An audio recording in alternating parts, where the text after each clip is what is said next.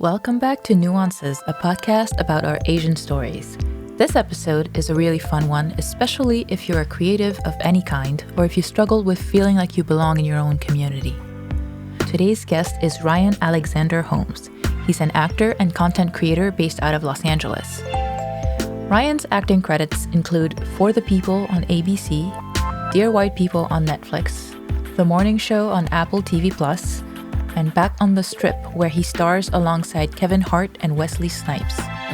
He's garnered a sizable presence on social media by embracing his mixed Chinese and African American backgrounds through comedic storytelling and poignant writings about his family's perseverance.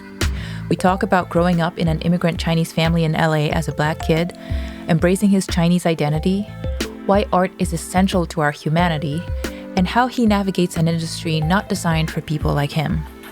At some point in our conversation, Ryan asked me why I didn't want to learn Mandarin or connect more with my Chinese culture as a kid. It wasn't uncool to be Chinese where I was. And to be honest, I had never thought about that. I gave him an answer, but I felt like it wasn't quite right, so I continued to mull over that question afterwards. If you want to hear my conclusion, listen to the end, and I'll go over it in the takeaways. Before we get into our conversation, one term that I was not familiar with was D.A.R.E officers. D.A.R.E stands for Drug Abuse Resistance Education. It's a program in which police officers make visits to elementary school classrooms to warn children that drugs are harmful and should be refused. It was created as part of Reagan's so-called War on Drugs initiative, but its effectiveness is highly contested, and some studies show it's actually counterproductive.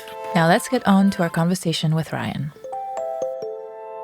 Thank you so much for doing this. Great to be here. You grew up in LA.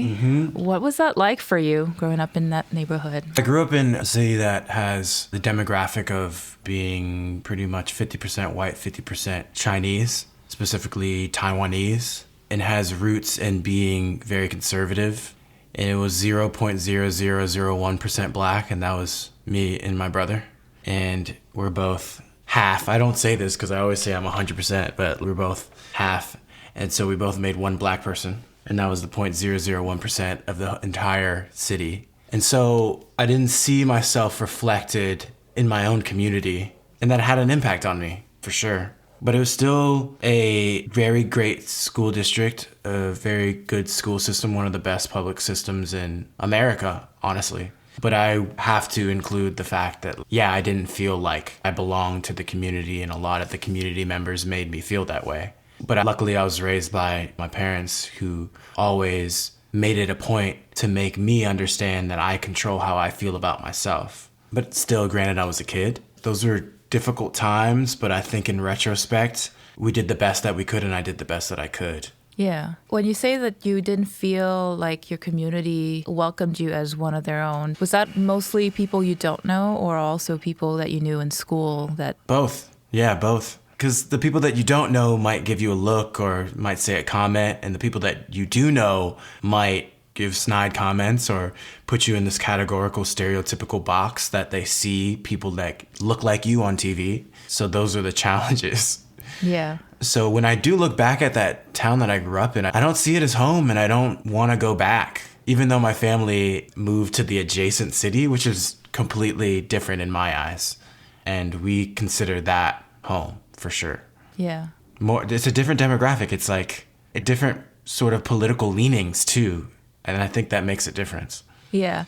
It's so interesting how overall LA is such a diverse place, but there's so many little pockets that are very different from each other. Like, it's segregated. All the neighborhoods have a different vibe. Exactly. It's actually very segregated, which people don't really know. I know it's one of the most diverse cities in the world, but everyone's in their own pocket, and because it's a driving city, you don't have to interact with people outside of your pocket if you don't want to. You can go from your pocket and get on a freeway 30 minutes away and go to another pocket that looks like your pocket. You know what I'm saying? Yeah, for sure. At the time when you were growing up, that was during the era of Rodney King riots and all of that. There were a lot of tensions between the Asian and Black community in LA. How did that affect your family? I don't know, man. I think my family, they're lone rangers, man. They like go to the beat of their own drum. At least my mom and my dad do, right? My dad's born in the South. in poverty with all black people, right? My mom grew up in Taiwan with all Taiwanese people. Then they come to America and then they meet each other. We're talking about pockets earlier. Like they left their pockets, to be with each other. How did they meet? My mom was a news reporter for the Chinese news in LA, and she was also teaching Chinese to high-profile clients. And my dad was wanting to do business in China and Taiwan, and so he took lessons, and she was his instructor, Chinese instructor. Yeah, so they met each other and couldn't be more different, right, culturally, but love is a powerful drug. Love is a powerful drug. Yeah, they got together, and both sides, each of their families didn't really mesh and vibe with each other. And a large part of their relationship, especially in the beginning, was just like them with each other. But it sounds like over time, the whole family has come together, right? Absolutely. Absolutely. And I think what's funny, because to me, I make content about this, and people sometimes say, how do you guys get along? Like, how's that possible? So what do you mean? To me, it's easy. I'm like, I'm both. My mom is Chinese, my dad is black, but I'm both. My brother's both. And so I'm just like, what do you mean? We're just like blood related and we're family and we love each other. Like, I don't see the world the way they see the world. And I think growing up, they wanted, and when I say they, I mean like these people that aren't in my family, the people in society, they're like, you need to think the way that we think about you. And I'm like, I don't think that way. Get out of my face. But it becomes hard when it seems like the majority of society is telling you that, right? And so I think I've reflected how my mom and my dad's out with it, which is, all right, go into the beat of my own drum. I'm going to create my art and my content and from my heart and what I know is love and what I know is quintessential humanity and share that. And I'm going to feel alone. And I did in the beginning. But now it's been like, oh, okay, there's way more people that actually vibe with what I'm saying than I thought. I thought I was just going to be destined to just be spouting this into a void, but feeling good about it. But now I have a community of people who support me outside of my family. Yeah. In one of your posts, you shared that your parents taught you the real history, not just the sanitized history that you hear in school. What did they teach you, and how did they do that in a way that didn't make you feel like giving up on this country?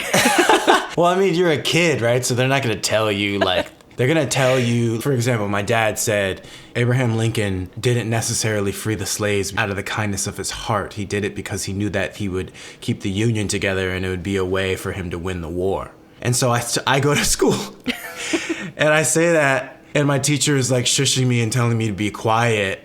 And I'm like, but that's the truth. Like, why are you shushing me? And that's when I knew. I'm like, oh, they're not teaching actual history in these classes. There's a dichotomy. So I'd always learn something in school and I go to report to my dad about it. And then he'd tell me the truth. And then slowly over time, I realized how the system doesn't actually tell you the truth. And that the truth is in the people and the truth is in the people who experienced it, right? And they're actual historians, right? That actually write actual accurate history, but you have to find them outside of the system. And my dad is basically one of those. Very well read, was very involved in the civil rights movement when he was a kid and a young adult. And then as a lawyer, he was the head of the Black Caucus in LA. He was the first black member of a lot of these very white male organizations, legal organizations in America. So his perspective is of both sides. So he knows how they think, right? And he knows how he thinks as a black man and how the system thinks and how the system thinks about him. And my mom, of course, she comes from an immigrant perspective, right? So I have that. There's just so many perspectives. And I think that's the point, right? Is that a lot of people just view something from their own perspective. And if they live in their pocket, that's the perspective they have. Yeah. And it's a very, I don't want to say small perspective, but a narrow perspective. And so they can't see anything outside of that. And so for me, anytime I hear a story or anytime I read the news or see a news story, I'm like, okay, what's the other perspective? What are the multiple perspectives? Why are they saying it this way? You know what I mean? What is the angle? And noticing the choices of words, the connotations that are involved in that sentence that they're putting as a headline. Like the difference between murdered and were killed. Yes. That's a huge difference. But it works on such a subliminal, subconscious level that like you don't even know that you're being conditioned. unless you understand the system and what it has done to obliterate movements and to create movements that propagate, I don't want to go this deep, but propagate business over humanity. I'll just say that. When I saw you speak on the panel at the book launch event we were both at, you said that you didn't come out as Chinese until 3 years ago. Was that because you thought being Chinese was uncool, or because you didn't feel like you were Chinese enough? Definitely a mixture of both. Yeah, Chinese American representation was sort of non-existent, and if it was very, very much, disrespectful and stereotypical. But I grew up in an immigrant family, right? So I watched Chinese historical dramas, and I watched Hong Kong and Chinese films growing up a lot. And so I saw that, but then I saw American Chinese and how they showed us. I wasn't aware of the dichotomy at the time, but in hindsight, I'm like, there was a huge difference. The way that Chinese Americans carried themselves and were shown on TV, and what seeing themselves shown on TV in America, like how that affected us. I thought it was cool to be Chinese, but I'm in America and Chinese Americans carried themselves differently in my eyes from what I was seeing. And also in my environment, this conservative Chinese, Taiwanese environment that was like 50% white, 50% Asian, I saw a lot of Asians wanting to assimilate into this idea of whiteness and to erase themselves and not even embracing their culture publicly, right? And later on in life, I realized that other Chinese Americans that I grew up with would be like, damn, dude, like, you're hella Chinese. Like, you speak the language, you know all the holidays, like, you show it, you're hanging out with your... And I'm like, I thought you did that. I thought I wasn't Chinese enough. Yeah. You know what I mean? Yeah. But we all were sort of experiencing the same thing. Like, we didn't even want to talk to each other about being Chinese. We didn't want to share our culture with each other because we thought it wasn't cool, and we thought it would be not cool to each other too. When in reality, we were all in it together. Yeah, it's very funny. I've had a few people come on this podcast and they would tell me like they've never talked about this until now. Like, they've never talked to their Asian friends about being Asian in America. Isn't it crazy? It's a new thing. So I grew up on an African island. What? So I'm ethnically Chinese, but I don't speak the language. Never been to China.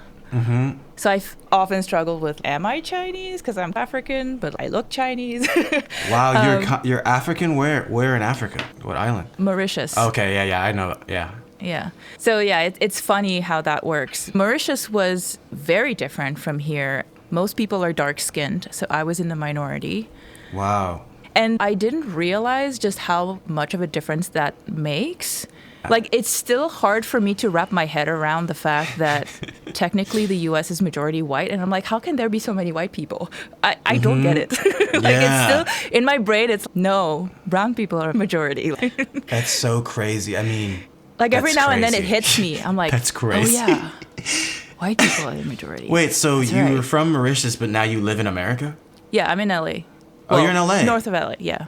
Wow. Why did you grow up in Mauritius? My grandparents on my dad's side and my great-grandparents on my mom's side escaped China during the war because of poverty, and they didn't want to be fighting people. They were like, we're out of here. Yeah. So they left, and I guess there was a small Chinese community that had started going to Mauritius. They started little shops. They would import goods. They would have little convenience stores on plantations and whatnot. Yeah. Those were the initial Chinese migrants. And so, yeah, my ancestors basically fled on my mom's side. Mm-hmm. My great-grandfather, he was drafted to be in the army, and he decided, I'm not fighting this. And he dressed up as a woman, got on a boat with all the women, and just left. Oh my God, he dressed up as a... Wait, Tana, that's a movie. And then I know, right? And then he went to Africa. Yeah. That is a movie. I want that to be written as a movie. Oh my God, that's so good. Jesus, that's crazy. Yeah, so like my family has been there for several generations now. My generation does not speak any Chinese, most of us. What do they speak in Mauritius? English? So we're taught English and French in school. Oh, wow. But most Mauritians speak Creole at home. So it's mostly derived from French, but with words from English, Bhojpuri, Hindi, and a bunch of other languages. And so do you speak that? I speak Creole, yeah. Wow. Yeah. That's dope. My family, they're of Hakka origin. So some relatives speak Hakka. I know a few words of Hakka, but I never properly learned Mandarin. And when I had the opportunity as a kid in school, I'm like, nah, I don't want to learn it. Well, yeah, that makes sense. It's funny because for you, it's the same, but it's different. Like why you didn't want to learn Mandarin, I assume. Let me ask you, was it because it was uncool or was it because there was no one there anyway? It wasn't a negative thing. It was just like a non-representation thing. I didn't see the point because nobody spoke Mandarin. Like nobody in my family spoke Mandarin. Yeah. And also, ever since I was a little kid, I had this feeling that the Chinese community was inherently conservative and a little bit racist, and I did not like that. Yeah. At the time, I felt that the West was progress. Yeah. Everybody was liberal. They got you. I can't wait to get out of here. They got you. I want to go where all the liberals are. Yeah. Which is weird. I was assimilating into whiteness even though I had no white people around. It was more like, I don't see why I should connect more to this culture superficially when there's so much that I don't agree with. I felt like the racism that I've seen in my community was something that really did not jive with me, even as a kid. Yeah. And I was like, I don't want to be part of this. Mm-hmm. It was subconscious, but looking back, like it always bothered me. And I remember having arguments with adults when I was like 8 or 9 years old about racism. Also because, you were growing, I don't know if that generation that you were talking to grew up in Mauritius too. They did. Oh, that's so interesting that they would have. Yeah, it's surprising, but it's not surprising at the same time. Yeah, Chinese people are only 2% of that population, so we're definitely a minority. We have zero political power whatsoever. Oh, okay. But because they're a minority, they want to preserve the culture is what they kept saying. But I'm like, you can preserve the culture without being racist. And they didn't really did they teach you the language? Did they speak in their language? Because they're talking about preserving the culture, right? Yeah, and they tried, but again, I was not interested. Yeah. I think it was also a huge part because I was more interested in the media I was consuming, which was all Western media, right? Like, I didn't grow up with any Chinese media at all. Oh, wow. Because my family, when they migrated, they were from poor villages. They didn't know how to read, some of them. I think my grandmother on my dad's side knew how to read, but like most of my other relatives, they can't read Chinese.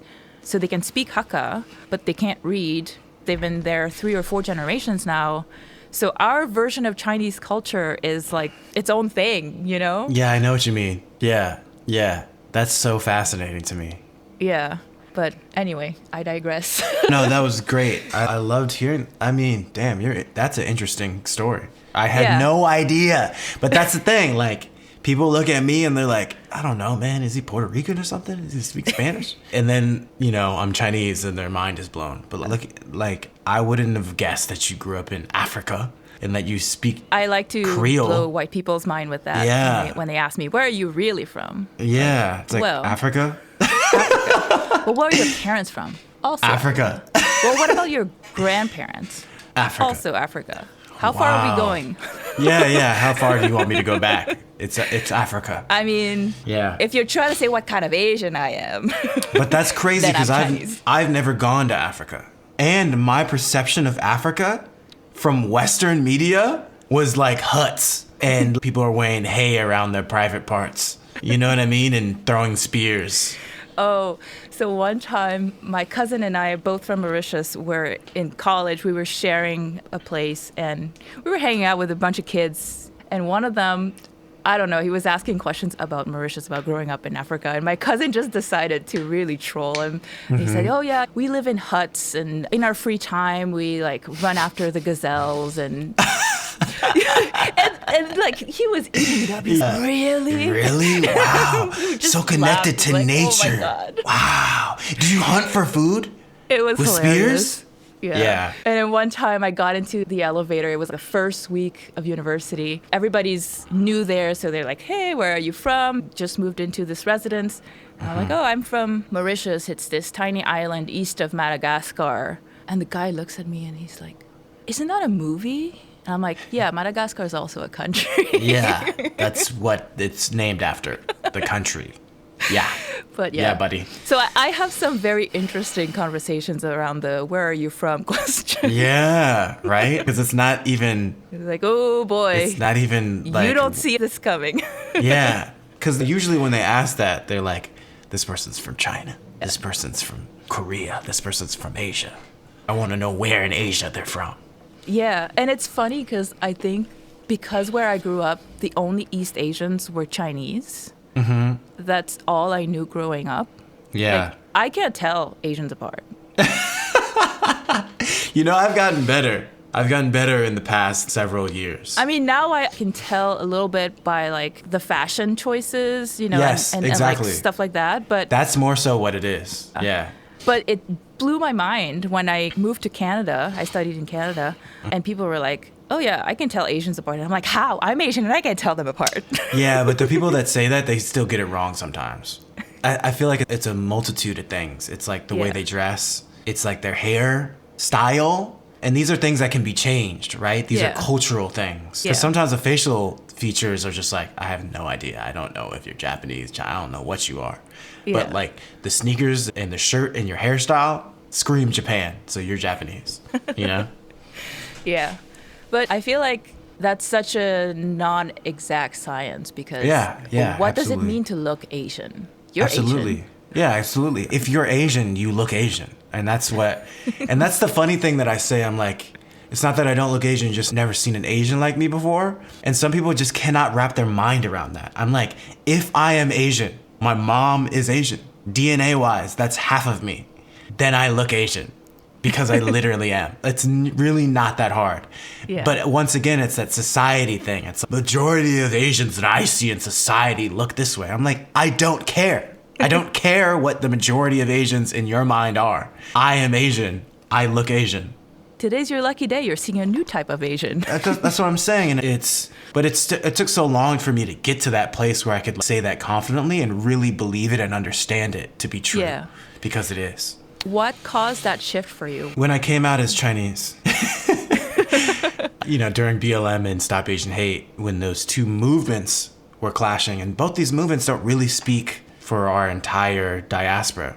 They don't. Some people can be lost in the fringes, and some movements can take a turn because the majority, like groupthink is not always a good thing. And I started to see that. Yeah, exactly. And I started to see that, and I'm like, okay, I can't just latch onto a movement and decide that this movement speaks for me. Whatever movement it is, whatever culture or community that I'm attached to that is deciding to follow this movement, I'm like, I still got to retain my own voice and my own understanding of self and bring that to the movement.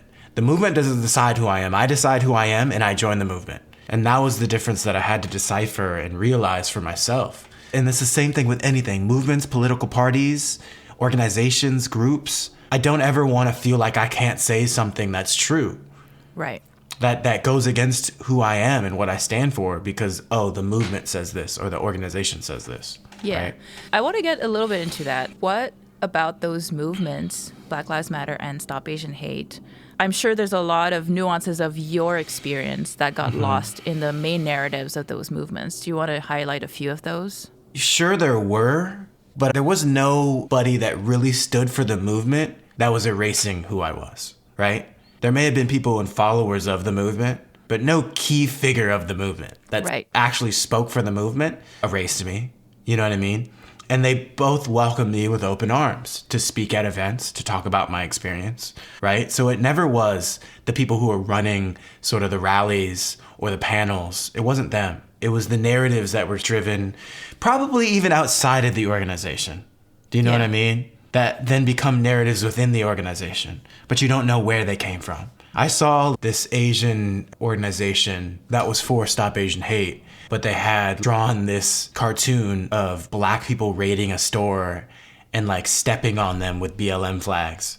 and they're holding Stop Asian Hate flags. And I'm just like, what the fuck? That is bizarre. What reality are you living in? Do you know what I mean? But I always also question, like, where did this actually come from? Did it actually come from within our community? Because it could come from outside our community and they just want us to fight each other. And I could allow them to succeed, or I could be like, okay, that's a picture that I don't know where it came from. I'm not going to attach that to Stop Asian Hate or BLM. I'm just going to keep it pushing with my narrative of humanity and love and justice and world peace.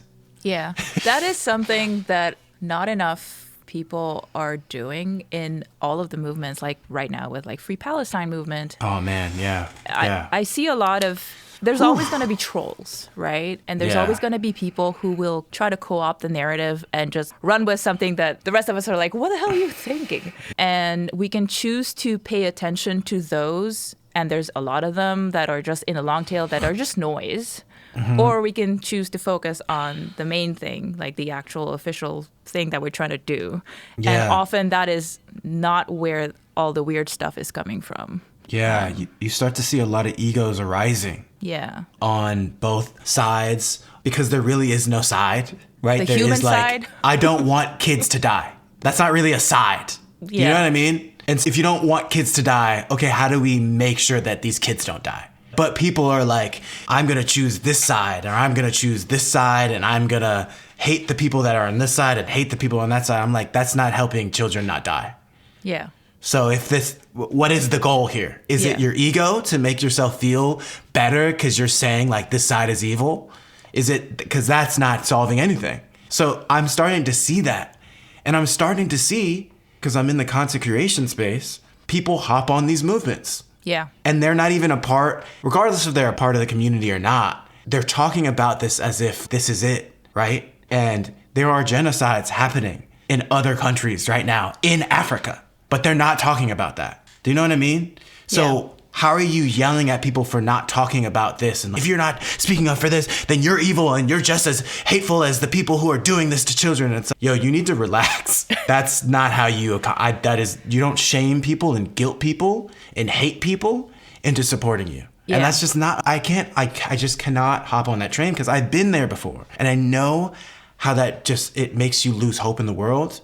It makes you start to embrace hate. You start to become your enemy without knowing it because there are no sides. And I say that as somebody who has two communities that are at odds with each other in quotations because they're actually not. They've been conditioned to believe that they don't have things in common, that they should hate each other.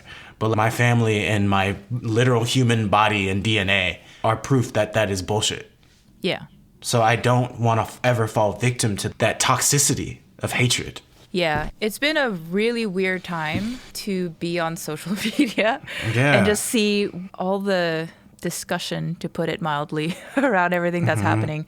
And I empathize with all sides of this in terms of like, sometimes it is frustrating to see, especially white people, just being like, la la la, nothing is happening. And it's hard not to be frustrated about that. Yeah, absolutely. But I also think it's helpful to remind ourselves that like, okay, what's the goal here? What are we trying to do? Yeah. If the goal is to make people care, how is what I'm doing helping that? Or am I just venting my frustration and making them even less likely to empathize, right? Yeah, exactly. Yeah. What is the clarity? You have to have clarity of purpose, right? Yeah. And clarity of the goal, because ego can totally destroy all that. And you feel like you're doing the God's honest truth, the right thing. But actually, you're just throwing more hate into the vortex of hate. Also, what I've learned over the past several years is the subconscious centering of whiteness, right? Inherent in a lot of things, but also it was inherent in me. How could I work through that, right? And also, how could I realize where it was coming from? My childhood, conditioning Western media, right? And music and entertainment and politics, right? Okay, got it. How do I counteract that without hating white people? Because it's not about white people. We're talking about whiteness, right? How can I decenter whiteness and deprioritize whiteness? And people will hear that and be like, you hate white people. I'm like, did I say that? I didn't say that. I said I'm decentering whiteness. Language is very important. The words we choose to use are very important. And for me, that's been one of the most important things. Because centering whiteness is what the system wants, right? Yeah. Because that's the majority, right? It's colonization. The foundation of the Western world is centered on whiteness and this idea of what whiteness is. How do I not prioritize that and prioritize who I am, self, humanity, quintessential humanity, and all others? How do I do that? And that's the journey, really. There's no quintessential answer to that. There's no essential answer to that. I am still on that journey, but you cannot convince me to hate anybody.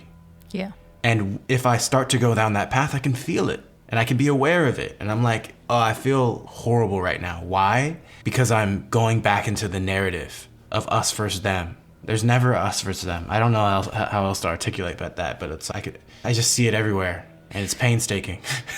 I think people see it as us versus them, but it's really always been us versus the system. Mm-hmm. It's not been people. It's been the ideology. Systems. Yeah.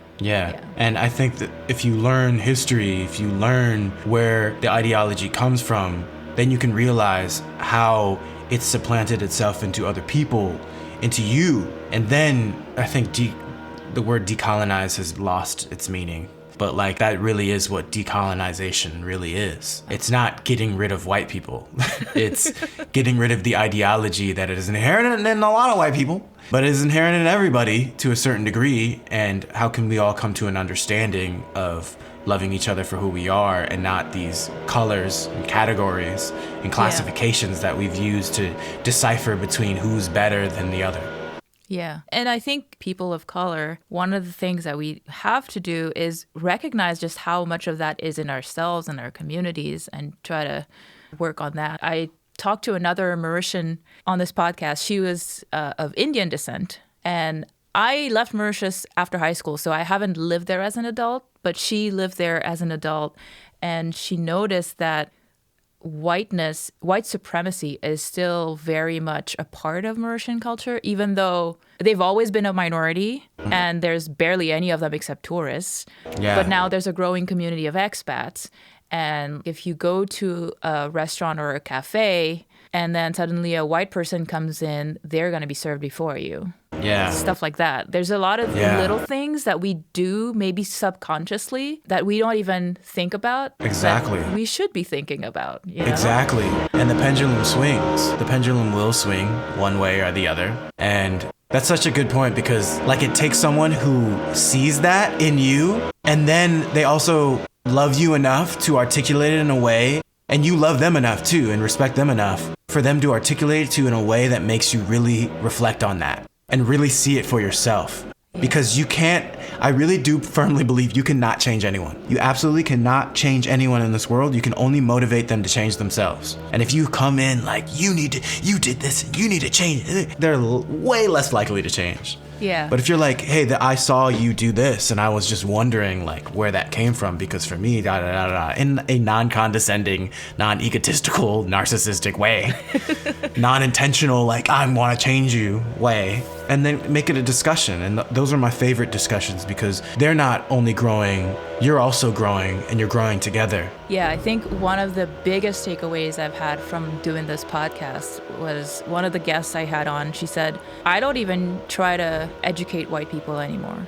She said, that is the job for my white allies to do that because they have the respect in that circle. Because why am I going to try to influence people who don't respect me in the first place? That's a waste of my time.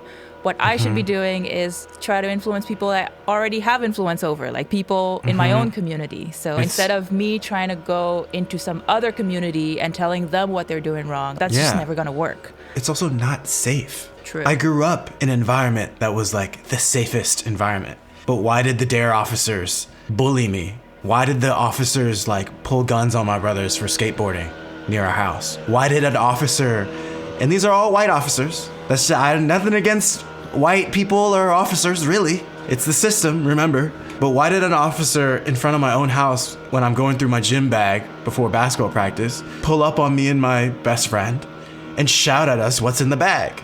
These aren't coincidences. And so when someone says safe, it's not safe. Safe for who?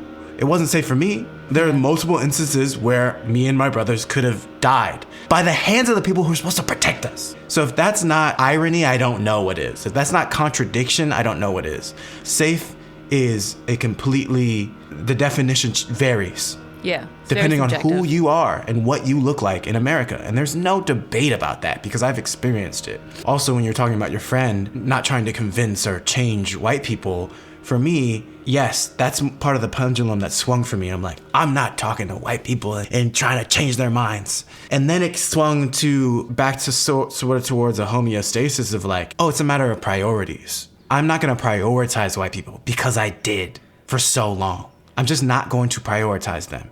And when a white person says some crazy ass shit, it is not my job to convince them that what they said is harmful and crazy ass shit. I'm just going to be like, wow, that's crazy. You go ahead and you do whatever the fuck that is on your own. I'm not going to prioritize changing your mind or telling you that you're wrong. How is that helping me? It's not. And how is that going to help you? It's probably not. So you just go your separate ways. I don't do this because I don't prioritize white people, but like sometimes it's a matter of just talking about something that has nothing to do with politics, nothing to do with race. You're just connecting on basketball or something. Yeah. And then they're like, man, I kind of like this black guy. They won't say that out loud, but you know, it's a slow burn. It's a slow process. Yeah. And that's the approach. And it doesn't take anything out of you as a person of color. Do you know what I mean? Yeah. It doesn't take anything out of you. Because are you passionate about watching basketball and NBA and statistics? I am. Okay, this white person is, or this racist other person of color is. And we're talking about that, and that's fine. It would be hateful of me to hear someone say that and then hate them. Because they weren't born out the womb like, I hate N-words, or I hate C-words, or I hate Chinese people, I hate black people, I hate Mexicans. They weren't born out the womb that way, right? They were conditioned that way. So for me to judge them and to say like, well, I hate you because you hate what you think I am, is preposterous. Yeah. And it actually is also crazy. But people don't want to think that. They want to think that person's crazy. But not if they hate that person, they're not crazy. Yes, you are. You're crazy too. We can never see our own crazy. Yes, exactly. Yeah, I had another guest who taught in an evangelical school, and he had some wild conversations with some of the students there. Yeah. But he did say that building relationships, like real relationships where they feel safe to talk to you, tell all the racist stuff that they've been taught at home, but really having discussions that are non-judgmental and feeling like they're being heard, that's what actually changes people's mind. Not giving them a bullet point list of why they're wrong. That never works. That you never have to works. be seeing each other as humans. If that doesn't work with people you love, you think that's gonna work with someone you don't like? It's just nonsensical, actually, at the end of the day, right? Yeah. Now, switching gears a bit, I know you studied business at Berkeley, and then you left that career and became an actor. Why acting? What does it feel like when you're acting? Because if I wasn't happy, I wanted to be able to pretend and show that I was happy, even if I wasn't. No, I'm just kidding. I wanted to feel something, to be honest. I wanted to feel something. I'm a very sensitive human being, and there's not much sensitivity in finance, you know? That is true. I mean there is, like, people are shouting into phones about numbers that are not going to affect the world in any meaningful way. But that's not the sensitivity I'm talking about. I'm talking about connecting with other people, not necessarily numbers and figures and how is this going to affect the bottom line. I wanted to know, how can I connect with another human and feel things that motivate me to want to make the world a better place, if that makes sense. It sounds like, you know, fairy stuff when I think about the world that I came from before. It's like I couldn't have these conversations. I couldn't even talk like this. And that's also the reason why, like, it just blew up and I had to go do it, because it was starting to become almost like a pressure cooker. I'm just like, why every time I bring something like this up and try to talk like this, my peers are like, dude, you on some like tree fairy type Peter Pan shit, dude. I'm not trying to listen to that shit. Let's go crush these fucking beers and go to the club and then wake up an hour later and crunch these numbers and make money for the company and give each other high five. I just never sat right with that culture. And that's what just motivated me to do it. I don't know. How did your family react when you told them you wanted to leave finance and become an actor? I kept telling them that I wanted to do that. Every summer, my family is very scholastic and serious.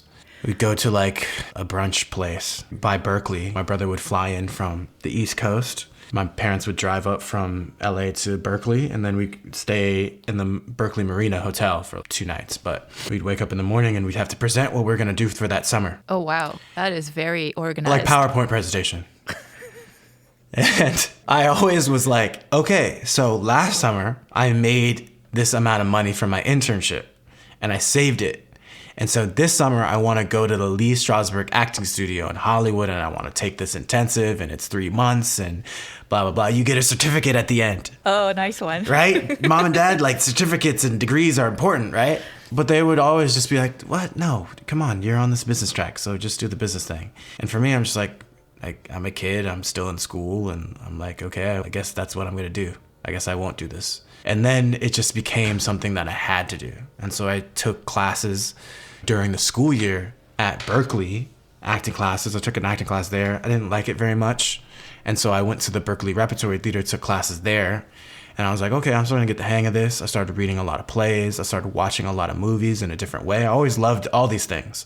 But it became something that I started to obsess over. And so that when I graduated, I couldn't live the lie anymore. I moved to New York with no money at all, and I lived on my friends' couches. That's where I really learned that I wanted to do this because I had no money and I was struggling and I was starving, and I'm like, I still want to do this. I know I would be making $80K a year if I worked on Wall Street or if I did finance, but I know what that felt like. And time never moved slower. But struggling as this, not even an artist yet, just struggling as this boy who wants to be an actor felt so much more fulfilling than the work that I was doing in finance before. So I've just been chasing that. And maybe I'm not chasing it. Maybe I'm just living it now. And I have to constantly remind myself, like, no, you're living it. And every day you are an artist, and every day you have to find the confidence in yourself to understand that and then share that with the world, even though the world is like, what the hell is an artist? We don't need artists. You know? Yeah, I can definitely relate to your story. So I started out an engineer. I did the whole thing. I graduated, I got a job, started working at a startup, got acquired, moved to Silicon Valley. I worked there for about 5 years, and then there was this thing inside me that had been, since I was a kid, I always wanted to be a musician, and I never ever considered doing it seriously. I always wanted to, I knew I wanted to, but I also knew that it couldn't happen. It wasn't for me. Because, you know, don't see people like me on the charts. Yeah. At some point, it was just like, this work is great, it pays great, and it's not even a terrible job. Like, I don't absolutely hate it, but something in me is feeling a little dead. Yeah. Then I left, and I never looked back. Yeah. I feel like that's a lot of us. Yeah. I think also it's all about... It's all about making money and monetization, and that sort of gets in the way sometimes of just like creating like what you truly want to create deep within your soul. Because even when the money is good and I'm fine, I'm still like, I need more money. And I'm like, no, I don't. Like, you were just so conditioned to constantly strive towards this monetary idea of what success is. And don't get me wrong, like, I want to be not necessarily filthy rich, but comfortable. And for me, it's all about setting up a legacy and generational wealth, which obviously is becoming harder with inflation and the income gap and the wealth disparities inherent in this late stage capitalism that we're living in America. But I realized that the people that changed my life the most have been artists. And I think that's everybody. I don't think that's just artists. I think art changes everybody, right? Like, very, very deeply, it moves people. And where do people go after they finish their work? They go to the movie theater. They go to these art exhibits. They listen to music. That's all art. Do you know what I'm saying? Yeah. But yet we devalue artists. Yeah. Unless they're like making a gajillion dollars. And who changed my life the most? Acting teachers, my music teachers, my singing teachers. I used to tap dance. That had a profound impact on me. I used to play piano. That had a profound impact on me because I felt like I was simultaneously giving something in the world and feeling like I was a part of the world. Yeah. And I feel like music, songs, lyrics, books, movies oh my God, have yeah, influenced books. How I think about things. They've challenged how I think about things. And that is how people change their minds. Yeah, that's what I'm saying. Right. it's an exam in life. Once you start to realize who you are, then you start to realize you're no different than anybody else. And then you connect to anybody in the world. And that's literally what art is. That's why people vibe so hard to art, because it's a universal language in a lot of ways. Yeah. And that's my story, and I'm sticking to it. But I forget all the time. And then it's conversations like this that remind me. Yeah. It can be tough because we're all conditioned to associate our value with our output, like monetary output. How much money are you making? That's what your value is. What luxury right? brands are you wearing? What is your luxury car brand that you drive? It's meaningless. Yeah. A lot of mixed race guests that I've talked to, especially people who are in entertainment, have struggled with not fitting into rigid categories. Like, for example, some of them have been like, I don't fit on the Asian American whatever playlist or stuff like that. Has that been an issue for you when you're trying to get gigs, either as a model or an actor, finding roles that you can apply for? Yeah, it's interesting. I talked to my manager about this, and it's just, I just want to play human roles. Yeah. I think why people loved Beef so much is because it wasn't written like stereotypical Asian roles are. A lot of Asian representation, I'm not going to name projects and names, but a lot of it is like, it just doesn't speak to me because it's so stereotypical. It's not even human or universal. It's a product that is written a certain way because people outside of our community that are part of the system at the top are saying, this is what Asian people want. And I can feel it. I can smell it. And I'm like, I don't like this. But then a show like Beef comes along, or a movie like Past Lives comes along that's so culturally accurate that it's universal, right? It's not pandering. And so for me, it's like, okay, do I want to fit into the Asian American archetype anyway? Do I want to fit into the Black American archetype anyway? Actually, I don't. So like, I'm actually not missing anything. And that's flipping the conditioning on its head. It's like, actually, I don't want to be a part of that. As opposed to like, why am I not a part of that? And is it hard to find roles? Yeah, because the majority of the industry is not thinking that way. But I know that the role that I want is going to be the role that I want because I know what I want. Yeah. It's just going to take more time and it's going to be harder and I might have to write it myself, but so be it. You know what I'm saying? Like, it goes back to like, what's the clarity of purpose? And this is very easy for me to say right now, but like, it's hard. It's very hard. I'm not going to deny that it's hard as hell. And I don't think it's just because I'm mixed. I think it's when you're clear of what you want, it's always going to be harder and it's always going to take a longer time. Because yes, I've turned down roles, I've turned down auditions because I'm just like, I wouldn't even do this if I got it. Regardless of the chances of me getting it, I don't want to do this. This goes against who I am and what I stand for. And also I'm playing an archetype and a stereotype that if my goal is to create art that speaks to people and moves the needle forward, making us all view each other as humans, then this is not helping. And I do not judge people who decide this is something that's going to give me an opportunity for the next one so I can do that. I don't judge people for that. I also will do that in differing degrees. But the moral of this story is like, why do you want to fit in are you begging to fit in a box? Why?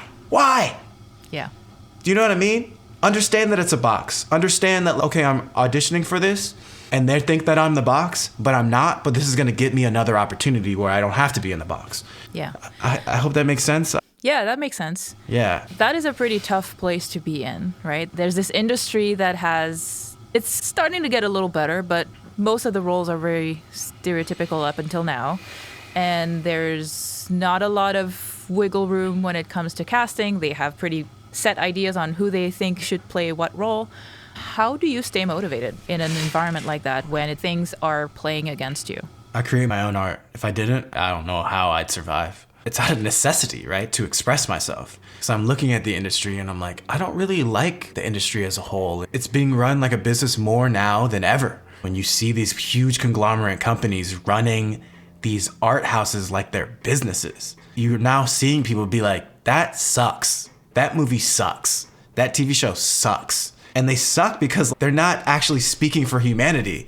They're just trying to sell more toys. They're trying to use IP that has already existed and they're putting like a script in there that is void of actual connection and humanity and love. For me now, the challenge is not just acting in a role that was written for me. It's writing my own stuff lighting and designing and filming and doing the sound for my own stuff, and then speaking from my heart and creating things that are going to let people see themselves reflected in, because that's the point of art. So yeah, it's so hard, but for me, I'm like, okay, what's the solution? Because I can't just sit here and complain about the industry, because that's not going to solve anything. So what is the action? The action is to create. The action is to make your own art, because you're an artist. You know, I'm an actor, and I hear other actors, and all they do is talk shit about the industry. And I'm just like, great. What are you doing, though? I could sit here and talk shit about the industry all day and like have accomplished nothing but negativity and hate to this system that was not even designed to make us happy. It doesn't even make white people happy. Yeah. You know, like, what do you expect? it makes no one happy. First of all, relying on something outside of yourself to make you happy is, whatever it is not the goal, right? I'm starting to see, no matter how hard it is, and it's hard. I am not confident all the time. I am not clear in my goals all the time. But I do know my quintessential goal, which is make art that speaks to people. That is my goal. But I get lost. I get down. I get depressed. I get anxiety about the future. But when I start to feel that way, it's like, okay, then talk about it. Put it in your art. And then I feel better. Or talk to someone like you about what can we do? This is the system. What can we do? Yeah. One thing that's really cool is that you grew up speaking Mandarin, and recently you had the opportunity to act in Apple TV's The Morning Show and speak Mandarin in that episode. Yeah. That had to be a full circle moment for you. It was full circle, but I was so nervous that like I couldn't even experience the full circle moment. You were nervous about what? I was nervous about everything. First of all, like the scene that I was in that I was speaking Chinese was so hectic. There's 150 extras. They turned the Anaheim train station. They basically took Anaheim train station for a whole day. No trains in and out. They turned the whole station into Wuhan, because that's where we were. And they had 150 extras. There was people in hazmat suits and Chinese military suits, people with luggage just running around trying to get out. The scene is we're running through the train station, and I'm speaking Chinese, and then I have to carry this luggage, and then I had to convince the conductor to let us on. And I say that my mom is dying in Beijing, and we have to get there. Please let us on this train. And then we get on the train. But like as the actor, it's like, okay, I can't mess up my lines because there's a whole train that's moving. They have to reset an entire train. I'm just like, I don't want to think about anything. I'm not thinking about what this means to me as a Chinese person and Chinese and black person. And oh my God, isn't this amazing that I'm speaking Chinese? No, I'm just like, let me just get this shit, please.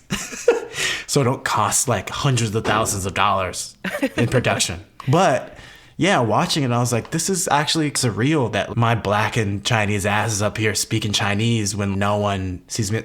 It's actually something that I never thought that I'd be able to do. Never thought I'd be able to do or get the opportunity to do it. And yeah, in hindsight, I'm like, damn, I wish that was a longer experience. Yeah. Because even when I got the audition, I was like, who the hell else is going to do this?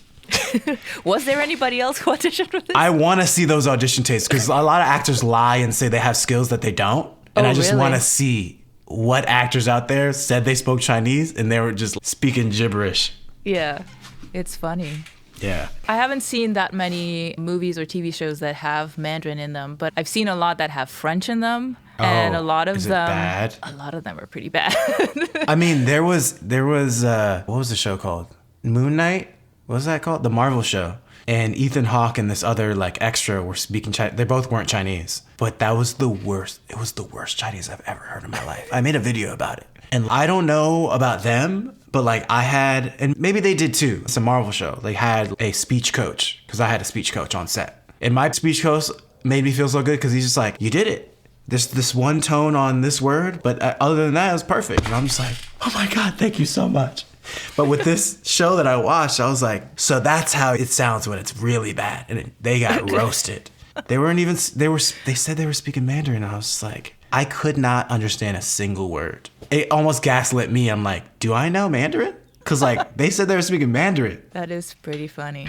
Yeah. Yeah, I think I was watching some show. There was a scene where the kids were in France and there was a message going over the loudspeakers in French saying, evacuation, you have to leave. But the person reading it had a very thick English accent in their French. And I'm like, what? Yeah. Yeah. Exactly. It was pretty funny. Exactly. So that's, yeah.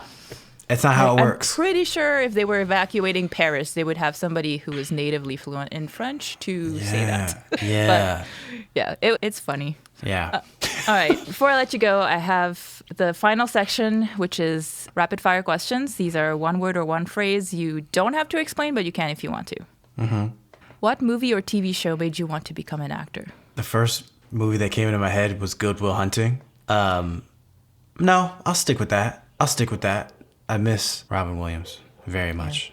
I know you got shushed in class when you wanted to talk about Black historical figures. So I wanted to ask you, who's an underrated Black historical figure that you wish more people knew about? Malcolm X. People know about him, but they don't know who he actually was and don't know the actual history of what he accomplished for this country and doesn't get credit for. And he's painted as this villain, and he never was. What is a song that people would be surprised to find on your playlist? Surprised.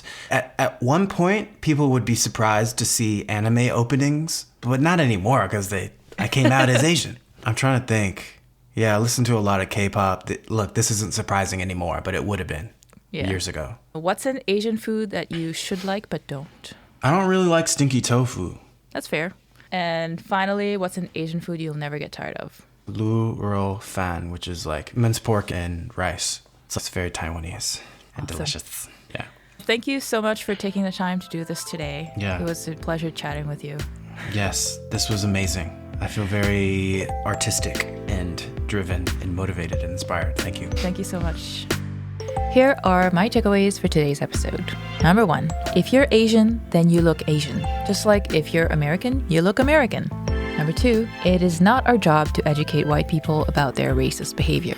Number 3, it is our job, though, to hold our own community accountable by having non-judgmental conversations about racism that is embedded in our culture and how we can unlearn these patterns together. Number 4, if you're an artist, then you create art and people see themselves reflected in it, and it makes them feel connected to other humans. They might not ever have met you or these other humans they feel connected to. And that's pretty magical if you think about it. Number 5, keeping in mind that the industry is a box can be helpful when your art does not fit in.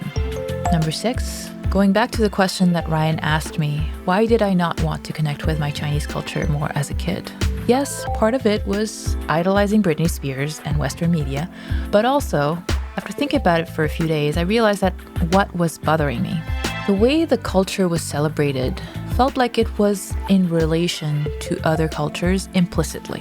It was an implied superiority that made me feel uncomfortable. And I still see this today when I see posts that express pride in Chinese culture sometimes.